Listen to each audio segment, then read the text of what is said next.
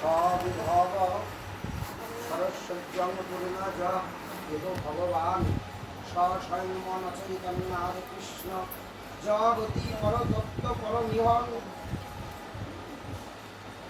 অনারপিত চরিম চিরাদ করুণায় অবতীর্ণ কলৌ সমার্পয়ত মুন্নত উজ্জ্বল রসাং সভক্তি শ্রিয়ম হরিপুরট সুন্দর দুতি কদম্ব সন্দীপিত সদা হৃদয় স্কন্ধরে স্ফুরত ব সচির নন্দন রাধা কৃষ্ণ প্রণয় বিকৃত আহ্লাদিনী শক্তি রশ্মা দেকাত্মানং বপি ভোপি পুরা দেহ ভেদঙ্গতৌ ত চৈতন্যক্ষং প্রকট মধুনা তত্ত্বং রাধা ভাবদূতি সুবলিতং নৌমি কৃষ্ণ স্বরূপকং শ্রীরাধায়া প্রণয় মহিমা হৃদিশ বা নৈবা আস্বাদ্য মাধুরিমা কি বা দৃশ মুদীয় সক্ষং যস্য মদ হৃদি সংবেতিলোভা তদ্ভাবাড্ড সমজনী সচিবর্ভ সিন্ধু হরিন্দ্রম কৃষ্ণ ভক্ত রূপ স্বরূপকম ভক্তাবতার ভক্তাক্ষং নমামি ভক্ত শক্তিকম জয় জয় শ্রী চৈতন্য জয় নিত্যানন্দ জয়াদ্বৈত চন্দ্র জয় গৌরভক্তবৃন্দ। তিনি ঠাকুর আছে মাত্র 7 দিনের চরণবন্দি বিনম্র নাথ গ্রন্থের আরম্ভে করি মঙ্গলাচরণ গুরু বৈষ্ণব ভগবান দিনের স্মরণ এ দিনের স্মরণে হয় বিঘ্ন বিনাশন অনাহাসে হয় নিজ বাঞ্ছিত পূরণ সেই মঙ্গলাচরণ হয় বিবিধ প্রকার বস্তুর নির্দেশ আশীর্বাদ আর নমস্কার আদি 2 শ্লোকিষ্ট দেবে নমস্কার সামান্য বিশেষ রূপে দ্বৈত প্রকাশ। তৃতীয় শ্লোকেতে করি বস্তুর নির্দেশ যাহা হইতে হয় পরতত্ত্বের উদ্দেশ। চতুর্থ শ্লোকেতে করি জগতে আশীর্বাদ সর্বত্র মাগি কৃষ্ণ চৈতন্য প্রসাদ। সেসব শ্লোকে কহি বাহ্য অবতার কারণ পঞ্চষষ্ঠ শ্লোকেতে কহি মূল প্রয়োজন। এ 6 শ্লোকে কহি চৈতন্যের তত্ত্ব আর 5 শ্লোকে নিত্যানন্দের মাহাত্ম্য আর 2 শ্লোকে অদ্বৈত তত্ত্বাখ্যান আর 1 শ্লোকে পঞ্চতত্ত্বের ব্যাখ্যান।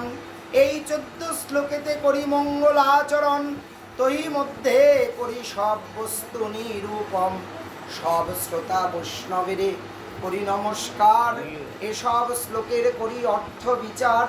সকল বৈষ্ণব শোন করি এক মন চৈতন্য কৃষ্ণ শাস্ত্র মত নিরূপম। কৃষ্ণ গুরুদ্বয় ভক্ত অবতার প্রকাশ শক্তি এই 6 রূপে করেছেন বিলাস। এই 6 তত্ত্বের করি চরণ বন্ধন প্রথমে সামান্য করি মঙ্গলাচরণ। বন্দে অহং শ্রীগুরুং শ্রীযুত পদকমলং শ্রীগুরুং বৈষ্ণবাংশ্চ শ্রীরূপ সাগ্রজাত সহগণ রঘুনাথান্বিতং তং সজীবং সদ্বৈতং সবধূতং পরিজন সহিতং কৃষ্ণ চৈতন্য দেবং শ্রীরাধা কৃষ্ণ পাদানং সহগণ ললিতা শ্রী বিশাখা নিতাংশ্চ শ্রীরূপ সনাতন ভট্ট রঘুনাথ শ্রীজীব গোপাল ভট্ট দাস রঘুনাথ। এই 6 গোসাইর করি চরণবন্ধন যাহা হইতে বিঘ্ন নাশ অবিষ্ট পূরণ। এই 6 গোসাই যার মুই তার দাস তা সবার পদরেণু মোর পঞ্চগ্রাস। মহাজন উদ্দেশ করে দিয়েছে ভজন উদ্দেশ নির্ণয় করা আছে তবে তালাশ করতে হবে। তত্ত্ব শব্দের অর্থ তালাশ। গুরুপদাশ্রয় গ্রহণ করবে সঙ্গ গ্রহণ করবে সঙ্গে বাস করবে যুগল সেবার অধিকার লাভ করবে, মঞ্জুরের আনুগত্য সেবা প্রাপ্ত হবে, তবে আগে নির্ণয় করে নাও এই 6 গোসাই কার। এই 6 গোসাই যার, মূল যার, তার কাছে যেতে বললেন। এই 6 গোসাই যার, যার তার কাছে সঙ্গ করলে হবে না, যেখানে সেখানে গেলে হবে না, যেখান থেকে সেখান থেকে নিলে হবে না, করলে হবে না, পেলে হবে না। মহাজন সাব্যস্ত করে দিয়ে গেছে এই 6 গোসাই যার। কার তা তো আমি চিনি না। 6 গোস্বামী কার তালাশ করলে তো পাওয়া যাবে।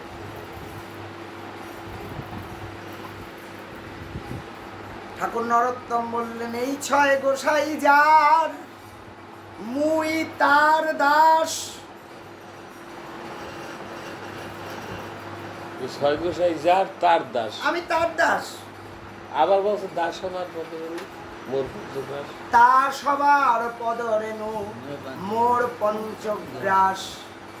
গীতায় বললেন অভক্ষণ ভক্ষণ যত দোষময় তাহা। গীতার নাম উচ্চারণে অভক্ষণ ভক্ষযোগ্য হয়ে যায়, তা প্রসাদে পরিণত হতে পারে। অভক্ষণ যা ব্রহ্মাণ্ডে কেউ গ্রহণ করে না। যারা পঞ্চভূতের সাধন করে ব্রজের যুগল সেবায় রত, একমাত্র তাদের পঞ্চগ্রাস শব্দ স্পর্শ রূপ রস গন্ধ ক্ষিতি অপ তেজ মরুত বোম, একে পঞ্চগ্রাস করে প্রসাদ করে যারা গ্রহণ করে তারা কোনো প্রাকৃত দেহধারী কেউ নয়। এরা গোপী আনুগত্য ভজনে রত সাত্ত্বিক ব্যভিচারী ভাবের মিলনে কৃষ্ণ ভক্তি রস হয় অমৃত আস্বাদন। যারা ব্রজরস সিক্ত হয়েছে, যারা যুগল সেবায় রত, তাদের এই স্থূল দেহটাকে নিত্য করার জন্য তারা এই পঞ্চগ্রাস গ্রহণ করেন। তা সবার পদরেণু মোর পঞ্চগ্রাস। তারা তোমাকে এই পঞ্চগ্রাসের একমাত্র সন্ধান দিতে পারে, উপদেশ করিয়ে দেবে। আগেরটা এই 6 গোসাই যার। এখন এই 6 গোসাই কার, একে তো তালাশ করতে হবে কার।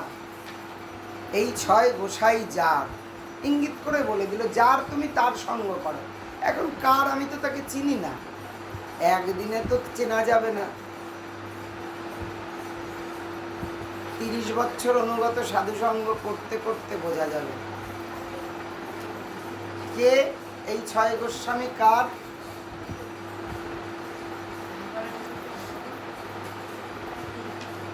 মহাজন বললেন জয় জয় রোহিণীর নন্দন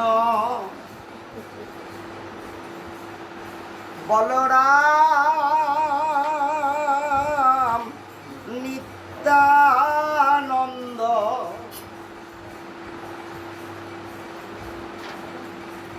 সম্বন্ধ হয়েছে তো। সুভাষ কাকু বলেছিল, কাকু 40 বছর ধরে পঞ্চতত্ত্ব কীর্তন করি।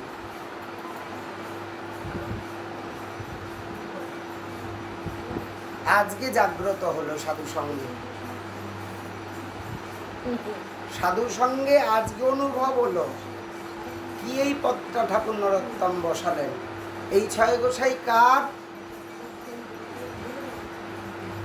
রোহিণী নন্দন বল রাম নিত্যানন্দ।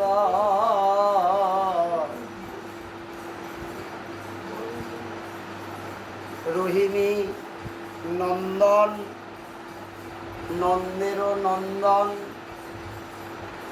রোহিণীর নন্দন, রোহিণী আনন্দদায়িনী।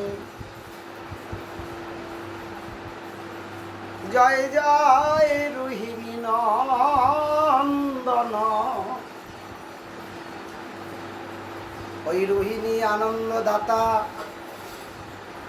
তিনি আবার বলরাম, শঙ্কর্ষণ, হলধর, শ্বেত বর্ণ অনুপম। আগে ধায় বলরাম, তিনি আবার জীব উদ্ধারণ, তিনি নিত্যানন্দ রায়। অভিমান শূন্য নিতাই নগরে বেড়ায়। নিতাই নাগর রসেরও সাগর, সকল রসেরও গুরু, যে যাহা চায় তারে তাহা দেয়, নিতাই বাঞ্ছা কল্পতরু। নিতাই রাধার সমান, রাধারানী আর নিত্যানন্দে অভেদ তত্ত্ব। নিতাই রাধারও সমান, কৃষ্ণে করে মান, সতত থাকয়ে সঙ্গে, মান করে আবার সঙ্গে থাকে। নিশি দিশি নাই, মানে নিশি মানে রাত, দিশি কথায় দিবা। নিশি দিশি নাই, দিন রাত্র নাই, ফিরয়ে সদয় কৃষ্ণ কথা রসরঙ্গে। নিশি দিশি নাই, ফিরয়ে সদয় কৃষ্ণ কথা রস রঙ্গে। বলি বসিবাম পাশে, মৃদু মৃদু হাসে, প্রাণনাথ বলি ডাকে। রাধার যেমন মনের বাসনা, তেমন করিয়া থাকে। নিতাই সোনার মূরতি, নিতাই রোহিণীর মূরতি, রসের কেতকী, সাদিতে মনের সাদা। ওই বাঞ্ছিত সাদিতে মনের সাদা, যা সাদ করে সাদিতে মনের সাদা। দাস বৃন্দাবনে করে নিবেদনে, ভগনিতাই দেখিতে রাধা। ভগদাস বৃন্দাবনে করে নিবেদনে, অগণিতাই দেখিতে রাধা। আহা, তাই এই ছয় গোছাই যার মুই তার দাস, তা সবার পদরেণু মোর পঞ্চগ্রাস।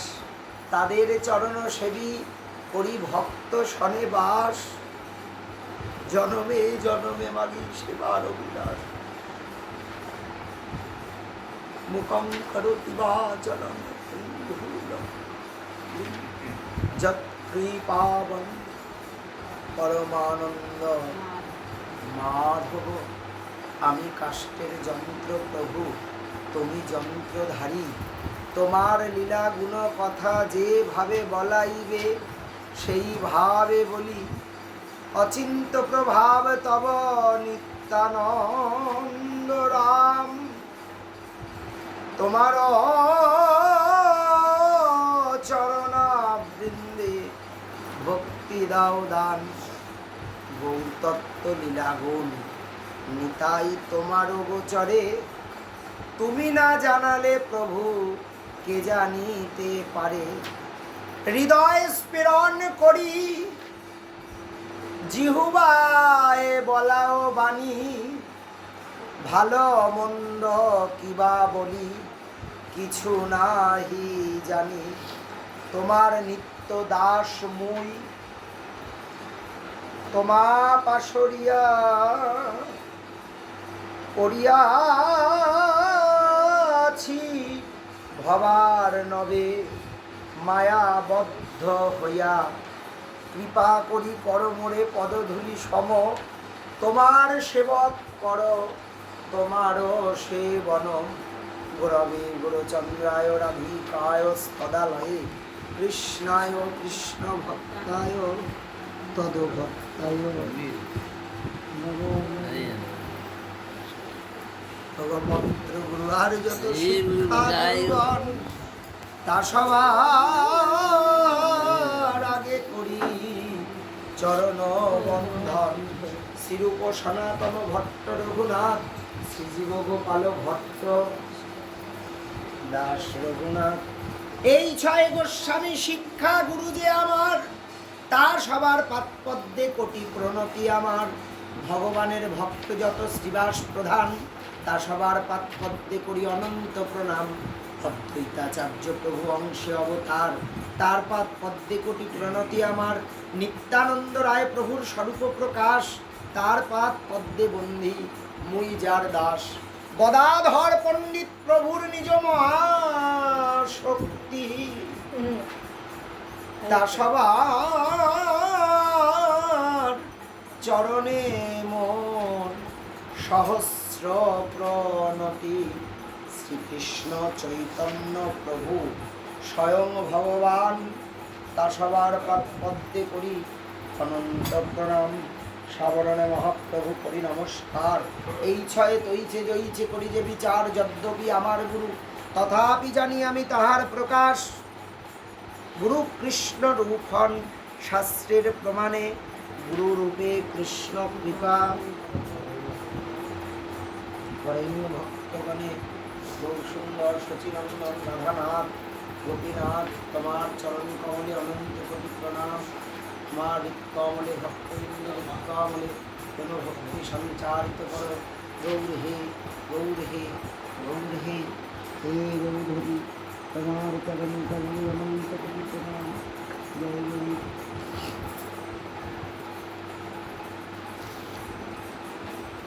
এই বড় নিত্য বস্তু, এই নিত্য বস্তুকে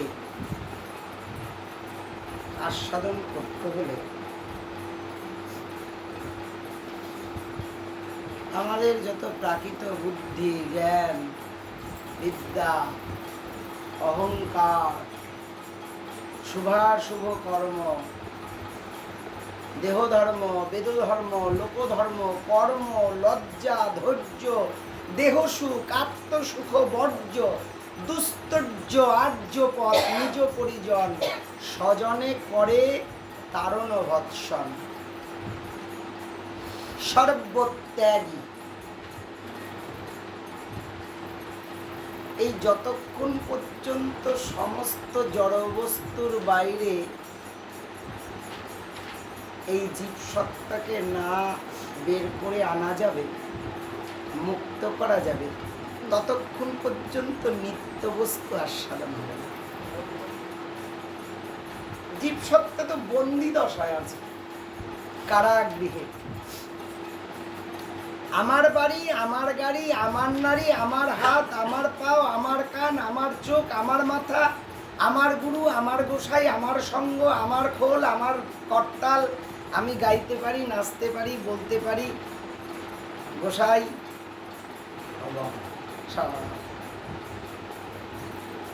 এই আমি, এই যে যে যে মনে করছে সব কিছু আমার, এই যে যে আমি ভদ্রলোক, এই আমি ভদ্রলোক আছে বন্দি খাঁচার মধ্যে আটকা। ওই বন্দি জেলখানার মধ্যে বসে রয়েছে আমি, আর ওখানে বসে লাফাচ্ছে আমার বাড়ি, আমার গাড়ি, আমার নারী, আমার ছেলে, আমার মেয়ে, আমি গোসাই।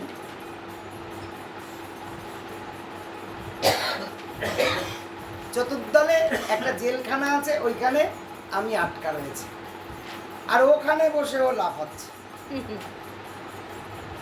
দেখবেন কিছু কিছু পশু, কুকুর আছে না, বাড়িতে শিকল দিয়ে আটকানো থাকে, আরে এমন তিরিং তিরিং করে, এমন ঘেউড়ায়, জনি একবার কত কিছু করে ফেলবে। এদিকে যে নিজে বান্ধা, এই জ্ঞান নাই। ও একবার পারে যদি চেন টোন ছিঁড়া ঘর দুয়ার ভাঙিয়া ফেলায় চিৎকারের চোখে, কিন্তু ও যে বাধা আছে ও নিজেই জানে না। তা আমাদের অবস্থাও তাই, ওরকম বন্দি দশায় আছি। জীবেরও নিস্তার লাগি নন্দসুত হরি, ভুবনে প্রকাশ হয় গুরুরূপ।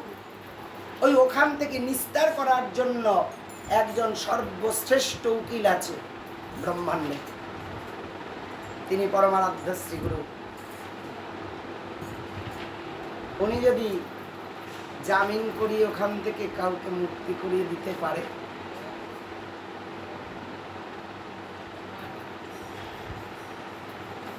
বিচার হবে, যাও তোমার বিচার তো হবে, তবে আর এইখানে তোমার থাকতে হবে না, তোমাকে এখান থেকে আমি মুক্ত করে দিলাম। তারিখে তারিখে হাজিরা দেবে যতক্ষণ না রায় পাও। জামিন করিয়ে দিলেন নাকি? এখানে আমাকে কে জামিন করাবে? কার এত ঠেকা? আমি যে আটকা আছি এখান থেকে এ জন্ম তো ভালো, কোনো জন্মে নিস্তার পাবো তো?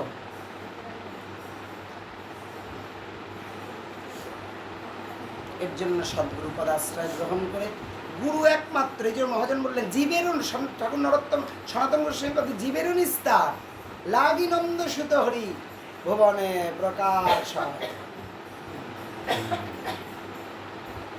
মহিমায় গুরু কৃষ্ণ একই করি যান। গুরু আর কৃষ্ণ অভিন্ন তত্ত্ব, তবে গুরু আর কৃষ্ণ একই তত্ত্ব। এটা যদি তোমার প্রাকৃত বুদ্ধি থাকে তাহলে তুমি বুঝতে পারবে না, আর তুমি ভক্তদের বুঝাতেও পারবে না। আরে গোসাই তো ওই মানুষের চিত্রপট, এতে কি আর ওই যে কৃষ্ণ বাঁশি নিয়ে দাঁড়িয়েছে তার চিত্রপটের সাথে আর ওই বাঁশি নিয়ে খাড়াই রয়েছে তার চিত্রপট কি এক হয় নাকি? ওই গুরুরে প্রসাদী চন্দন কইরা কৃষ্ণে স্পর্শ কইরা তবে দেবে, গুরু প্রসাদ পাবে। আর আমাদের রাগ মার্গে তা নয়, আমাদের গুরুবর্গরা তার শিক্ষা দেয়নি। গুরুই কৃষ্ণ। সর্বাগ্রে ফুল চন্দন, সব থেকে যেটা ভালো ফুল, সব থেকে যেটা ভালো মালা, সর্বগ্রী চন্দন দিয়ে আগে শ্রী গুরুর পাদপদ্মে তোমাকে অর্পণ করতে হবে। এখন তুমি যদি এই চিত্রপট দেখে মনে করো এ বাবা এ তো মানুষের ফটো তোলা, ক্যামেরা বন্দি ফটো, এ কি আর কৃষ্ণের ফটো? কৃষ্ণের ফটোর একটা বিশেষত্ব আছে, ওইটা ব্রেনটে ঢুকে আছে। তাহলে এইটা মাথা থেকে বের করা তো বড় কঠিন। এটা তো খুব মার্জিত সাধু সঙ্গ ছাড়া এটা বেরাবে না। ঠাকুর সনাতন গোস্বামী গুরু কৃষ্ণ রূপ হন শাস্ত্রের প্রমাণে, গুরুরূপে কৃষ্ণ কৃপা করেন ভক্তগণে। মহিমায় গুরু কৃষ্ণ একই করে জানো, গুরু বাক করি দে ধরি, সত্য করি মানো। আচ্ছা, মহিমায় গুরু কৃষ্ণ একই করি জানো। এখন কেমন তাপ বলো তো সূর্যের? এখন আসছেন তো সবাই তাপের উপর দিয়ে, প্রচুর তাপ, গায়ে ফোসকা পড়ার মতন। আচ্ছা, এমন কঠিন তাপে সূর্যের তাপে কোথাও আগুন লেগেছে এরকম শুনেছেন কি আজ পর্যন্ত? খুব সূর্য উঠেছে চড়া, ওই জন্য না ওদের এই খড় এক জায়গায় ডাটা মেরে রেখেছিল, এখানে আগুন লেগে গেছে সূর্যের তাপে। হয়েছে কি এরকম ঘটনা? তাহলে কি ওই সূর্যের তাপে দাহিকা শক্তি নেই, অগ্নি নেই, প্রজ্বলিত করতে পারে না? আছে, করে না কেন? করবে না। কারোর খড়ের চাল পুড়ে গেছে সূর্যের তাপে, কাঠ কেটে রেখেছে পুড়ে গেছে, পাতা এক জায়গায় জড়ো হলে পুড়ে গেছে, গাছপালা শুকিয়ে গেছে, কিন্তু অগ্নি লেগেছে এরকম কোনো খবর আছে কি কারোর কাছে? কখনো লাগেনি। আচ্ছা, বেশি কিছু লাগবে না, এইরকম একটা ছোট্ট একটা কাচের টুকরা নেবা, কাচের টুকরা, আতস কাচ,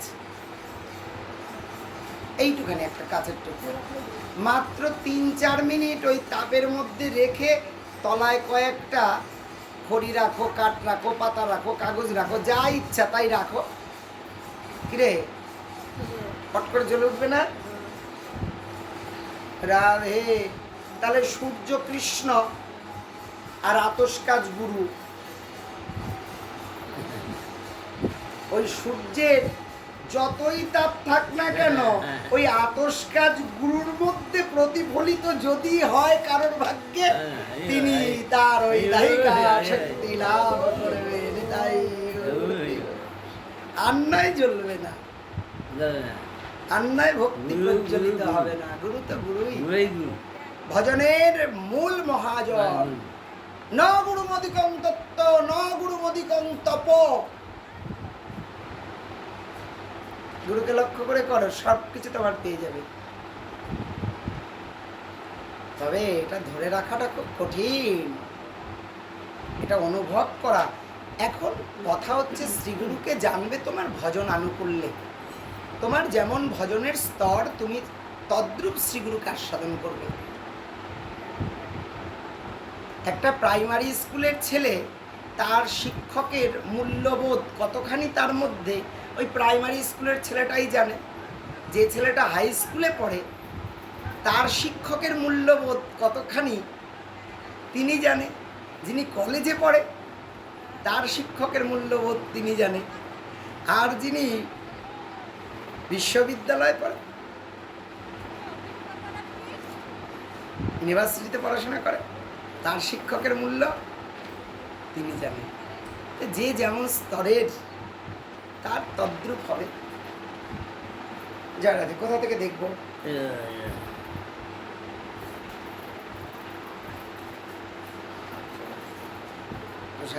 এই তো হচ্ছে দেখা, এরকম চলো। আদির চতুর্থে একটা শ্লোক আস্বাদন হবে, দেখতে পাবো